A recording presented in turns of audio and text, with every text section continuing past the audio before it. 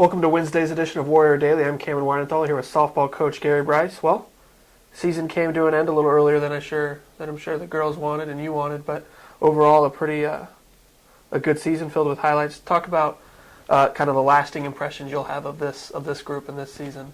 Well, I think the lasting impression I'll have, my two assistants, Pat and Coley, same thing. I think they overcame some difficult odds with the injuries that we had, and we had some during the year. And I think they held together pretty well, and overall played to their most efforts that they could give. So it'll be a team that I remember because they didn't come in with high expectations. They achieved some high expectations, and they overcame a lot of things. And would you like to be better? Sure, but I think they did play to their maximum, and I don't think they ever didn't put out an effort, and that's a credit to them.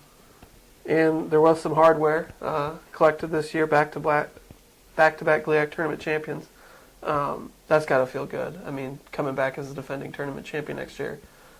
Well, obviously, we did everything right against Grand Valley, and they're in the finals, and they're going to play Indianapolis is best 2 out of 3 to see who's going to go to the final 8, and two really good teams. And on that particular weekend, we were the best team there. And again, that's a credit to the program that kids rose to the occasion and did an outstanding job and got us into the nationals, and we ran out of gas.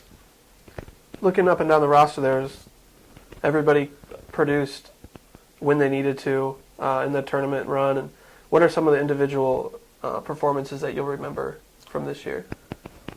Well, obviously you're going to remember Brianna Lee's pitching back-to-back against Grand Valley and shutting them out because they were number 9 team in the country. Yeah. And actually she threw really well against Indy, who had been the number 1 team, and we got beat 5-1, but they out-hit us, and we didn't make any errors, and we didn't give them any free runs. And so you're going to remember those things.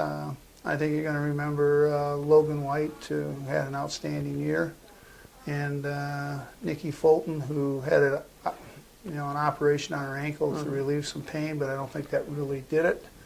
And I used to ask her every day about, how's your ankle? And she said, it's all right, get off my back, and things like that. And went out and played, and a lot of kids would have said, hey, I'm injured, and not play. Yeah. So I give her a lot of credit. Things like that. The team as a whole. I mean, like I said, some kids got an opportunity to play, and they rose to the occasion. And I'll just remember the team as a whole, I think.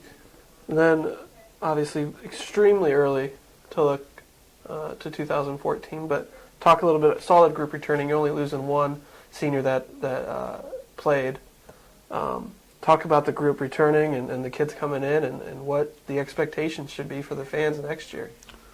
Well, I think we still have some question marks in terms of Shelby Spano and Shannon Hilton because they have knee injuries, and we don't know how quickly they'll heal. I know Shelby had a knee operation in the middle of the year, and she won't probably be activated in the fall. And Shannon didn't have an operation but did some damage to the knee. And so we don't know about that. And then, of course, you got Lindsay, who had the blood clot.